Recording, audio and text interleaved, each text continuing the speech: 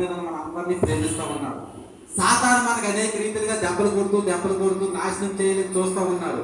కానీ ఆ నాశనం చేసిన మనల్ని విడిపించడానికి మనలో ఒక్కొక్కరిని దేవుడు కోరుకుంటూ ఉన్నాడు. వారి గురించి క్లుప్తంగా 2 మాటలు చెప్తా ఉన్నాను. ఎందుకంటే దేవుడు ఎవరిని కోరుకుంటూ ఉన్నాడు, మనలో దేవుడు ఎవరిని ఎక్కువగా ప్రాధాన్యత ఇవ్వాలని ఆశిస్తూ ఉన్నాడంటే, దేవుడు ఎవరిని వెతుకుతాడండి?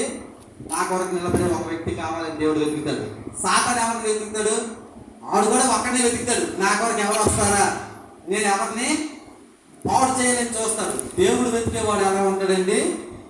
దారిని మంచి దారిలో నడిపించేవాడిని, లేదంటే ఒక భక్తుల్ని అందరినీ ఒక ఏకదానిగా దేవుడి నామాన్ని కనపరిచేవాడిని దేవుడు కావాలని కోరుకుంటే, సాతాను గాడు ఎవరిని చెడగొడుతున్నా, ఎవరిని పాడు చేస్తున్నా, ఎవరిని నేను మింగుదునని గర్జించి సింహం వల్ల కాల్చుకొని కాపలా కాస్తూ ఉంటాడు.